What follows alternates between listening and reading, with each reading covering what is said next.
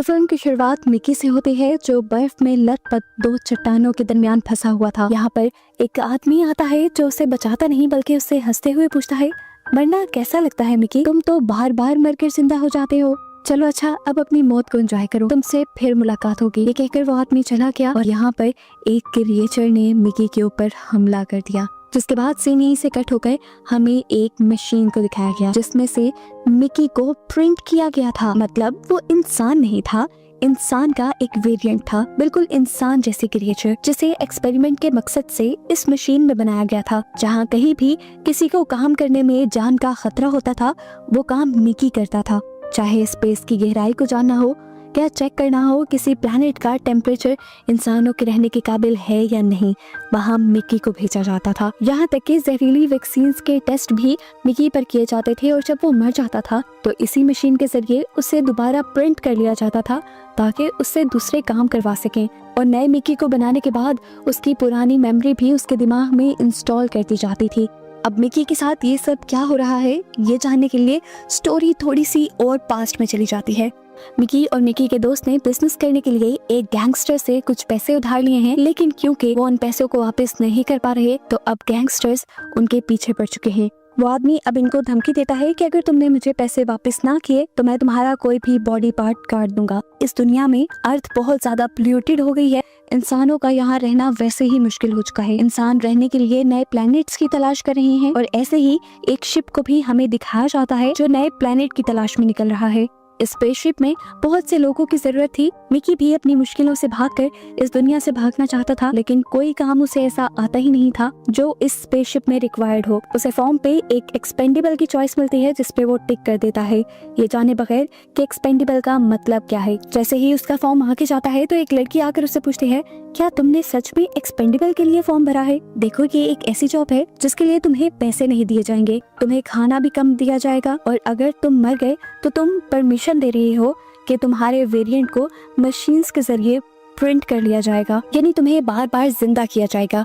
Spaceship के organic waste का इस्तेमाल करते हुए मशीन के जरिए तुम्हारी नई बॉडी बनाई जाएगी जिसे वेरिएंट कहा जाएगा। मौत का दर्द तुम्हें बार बार सहना होगा, क्या तुम इसके लिए तैयार हो? मिकी के हाँ कहने पर उसके साथ एक प्रोसेस शुरू कर दिया जाता है जिससे उसकी मेमोरी एक हार्ड ड्राइव के अंदर सेव हो सके। ये काम खत्म होने के बाद उसके पास वही लड़की आती है और उसे एक गन देती है और कहती है, अपने आप को मार लो। मिकी को ना चाहते हुए भी अपने आप को शूट करना पड़ता है, जिसके बाद मिकी की इस बॉडी को ऑर्गेनिक वेस्ट पे फेंक दिया जाता है। कुछ देर बाद मशीन के जरिए उसकी एक दूसरी बॉडी प्रिंट कर ली जाती है जिससे आम लोगों के साथ आम नॉर्मल काम करते हुए दिखाया जाता है। अब यहीं पर हमें केनेथ मार्शल को भी दिखाया जाता है। वो स्पीच देता है कि हम जल्द ही इंसानों के लिए एक नया प्लैनेट रहने के काबिल बना लेंगे और सभी उसकी स्पीच पे तालियां बजाते हैं। मिकी को इसकी बातों में ज्यादा इंटरेस्ट नहीं था। वो खाना खाने के लिए एक जगह बैठा तो उसके पास एक सिक्योरिटी एजेंट नाशा बैठी हुई थी। ये दोनों बातें करने लगे और देखते ही देखते इनके दरमियान में दोस्ती हो गई। ये लोग अपना ज्यादा से ज्यादा वक्त साथ गुजारना शुरू कर देते हैं और जल्द ही इनकी दोस्ती प्यार में बदल जाती है। मिकी की लाइफ तो यूं ही चलती रहती है कि कई मर्तबा उसे मार दिया जाता है और दोबारा प्रिंट यानी दोबारा जिंदा होने के बाद भी वो नाशा के पास ही आता है। और फाइनली ये लोग नेफिलिम प्लैनेट के पास पहुंच जाते हैं। यहाँ पे बर्फ थी जिससे पता चला कि यहाँ पर पानी के साथ साथ ऑक्सीजन भी मौजूद है, लेकिन क्या यहाँ का एनवायरनमेंट सांस लेने के काबिल है भी या नहीं, ये चेक करने के लिए मिकी को प्लैनेट पे उतारा जाता है।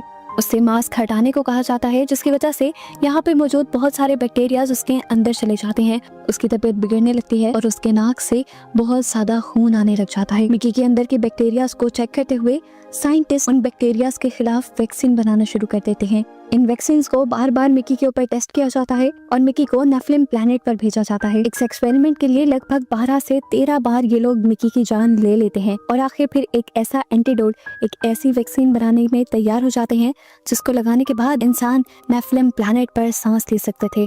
एक्सपेरिमेंट के पास होने के बाद अब मिकी के साथ 3 और क्रू मेंबर नेफिलिम प्लैनेट पर उतरते हैं। इस प्लैनेट को एक्सप्लोर करते हुए एकदम से बर्फ की चट्टानें हिलने लगती हैं और एक जवान लड़की बर्फ की एक चट्टान के नीचे आ जाती है। ये जानकर सभी लोगों को बहुत दुख होता है।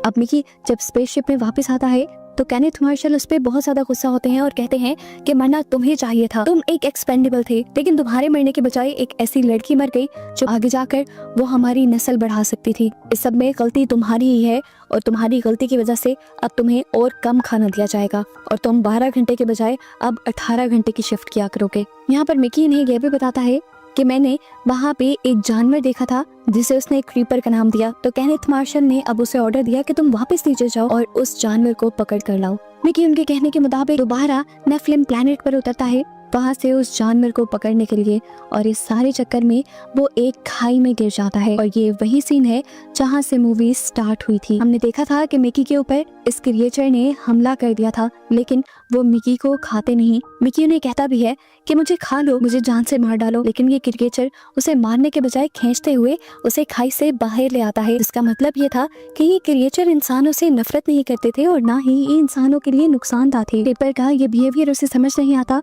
और वो दोबारा एक ट्रक पर बैठ जाता है जो उनकी स्पेस शटल के पास ही जा रहा था। इस ट्रक में 2 बड़े बड़े कीमती पत्थर थे जो इसी प्लेनेट से लिए गए थे। इसी पत्थरों के साथ वो भी अपनी स्पेस शटल में वापस आ जाता है। थका होने की वजह से वो पहले उस क्रीपर के बारे में इन लोगों को नहीं बताता और अपने रूम में जाकर सो जाता है। घंटों बाद जब वो नींद से उठा तो डर गया ये देखते हुए कि उसके साथ एक और मिकी भी था, यानी इन्होंने मिकी को मरा हुआ समझकर उसका एक नया वेरिएंट मिकी 18 बना लिया था। मिकी 17 इस वेरिएंट को कुछ नहीं कहता, लेकिन मिकी 18 मिकी 17 को मारने पे तुल जाता है और कहता है कि तुमने अपनी लाइफ जितनी जीनी थी जी ली, मुझे तो अभी बने 2 ही घंटे हुए हैं, इसलिए तुम्हें मर जाना चाहिए। वैसे भी एक से ज्यादा मल्टीपल्स का रहना इलीगल है।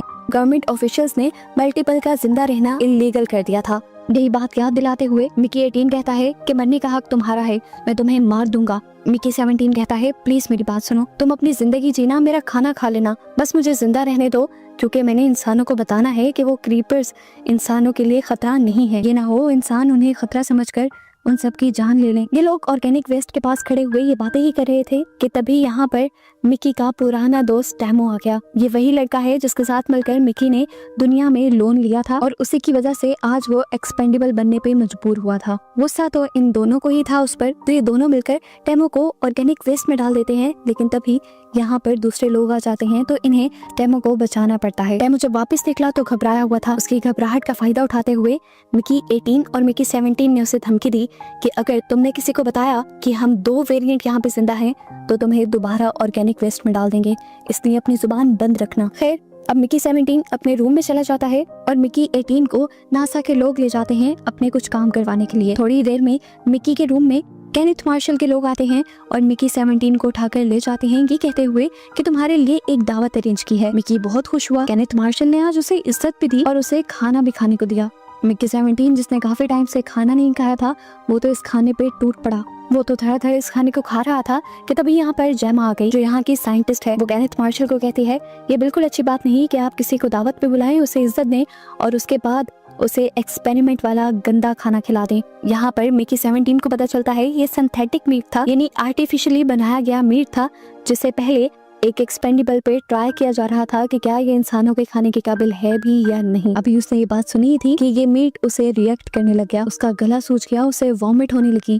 ये देखकर सब लोग जान गए कि सिंथेटिक मीट यानी आर्टिफिशियल मीट जो उन्होंने बनाया था वो खराब था। अभी ये सब चल ही रहा था कि साइंटिस्ट ने आकर उसे एक इंजेक्शन लगाया था। एकदम से मिकी की तबीयत भी ठीक हो गई, लेकिन जो उसके साथ बिहेवियर रखा गया था जेमा को वो बिल्कुल पसंद नहीं आता। वो उसे लेकर अपने साथ अपने कैबिन में आ जाती है और उसे चाय भी देती है। कि दोनों यहाँ बात करते हैं और जेमा को मिकी की नेचर काफी अच्छी लगती है। चाय पीने के बाद वो जल्दी से उठकर अपनी कैबिन की तरफ निकल जाता है, जहाँ वो जाकर देखता है कि नाशा यानी उसकी फ्रेंड यहाँ पे आई हुई थी। वो इस टाइम मिकी 18 के साथ बैठी हुई थी और मिकी 17 को देखकर वो हैरान रह गई कि 2 मिकी एक ही टाइम में कैसे सरवाइव कर रहे थे। वो तो किसी तरह इस बात को हजम कर ही लेती, लेकिन इतनी ही देर में यहाँ पर जेमा आ गई मिकी 17 के पीछे पीछे। वो जाकर फौरन अथॉरिटीज को इसकी कंप्लेन करने वाली होती है कि तभी उसे नाशा रोक लेती है। नाशा उसे कहती है देखो मिकी के जिंदा रहने या ना रहने से तुम्हारा कुछ नहीं जाएगा, लेकिन मैं मिकी से बहुत ज्यादा प्यार करती हूँ, मैं उसके बगैर नहीं रह सकती। फिलहाल जेमा भी उनकी बात मान लेती है और इससे पहले कि ये लोग कुछ और बात कर पाते इन्हें मीटिंग रूम से बहुत ज्यादा शोर सुनाई देता है। वहाँ पे असल में केनेथ मार्शल नेफिलिम प्लेनेट से लाए स्टोन्स पे अपना नाम खुदवा रहा था ताकि सबको ये पता चले कि केनेथ मार्शल और उसकी जनरेशन पहली मर्तबा नेफलिन प्लैनेट पे आई थी और यहाँ रहना शुरू किया था उन्होंने। पत्थर को जैसे ही काटा जाता है तो उसके अंदर से 2 क्रीपर्स निकल आते हैं, जिनमें से एक केनेथ मार्शल के ऊपर हमला कर देता है और दूसरा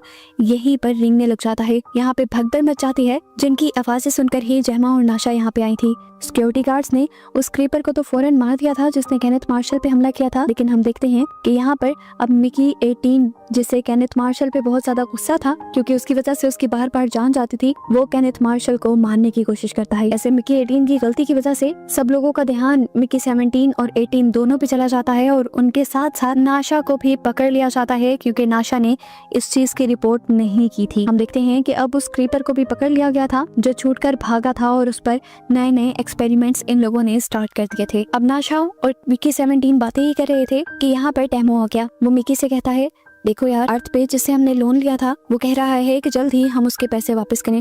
पैसे तो हमारे पास है नहीं, तो उसने धमकी दी है कि वो मेरी या तुम्हारी बॉडी का कोई पार्ट लेना चाहता है। देखो, तुम एक एक्सपेंडेबल हो, अगर मर गए तो तुम्हें दोबारा जिंदा कर लिया जाएगा, लेकिन अगर मेरी बॉडी का कोई पार्ट चला गया तो मैं क्या करूंगा। तभी मिकी 18 कहता है, यार देखो, ज्यादा गुस्से वाला मैं हूँ और मैं ही तुम्हें ऑर्गेनिक वेस्ट में भी फेंकने वाला था। मेरा गुस्सा बार बार मुझे मुसीबत में डाल रहा है। एक काम करो, तुम मेरी ही बॉडी का कोई पार्ट ले लो। जैसे ही खुशी से टेमो उसके करीब आता है तो मिकी 18 उसे शॉक दे देता है क्योंकि यही तो उसका प्लान था। जिसके बाद उसने टेमो की जेब से चाबी भी चुरा ली। वो अभी आजाद हुआ ही था कि यहाँ पर कुछ और लोग आ गए क्योंकि पता चला केनेथ मार्शल की वाइफ ने उस क्रीपर की दुम को काट के एक सॉस बनाया था जो उसे बहुत ज्यादा पसंद आया था। अब उसे ऐसे ही क्रीपर्स की और दुमें भी चाहिए थी, जो लाने का काम उसने डिसाइड किया कि इन तीनों को दिया जाएगा। स्पेस शटल के बाहर के कैमरा से केनेथ मार्शल देख पाता है कि इस छोटे क्रीपर को लेने के लिए बहुत सारे क्रीपर्स तेजी से उनके स्पेसशिप की तरफ बढ़ रहे थे।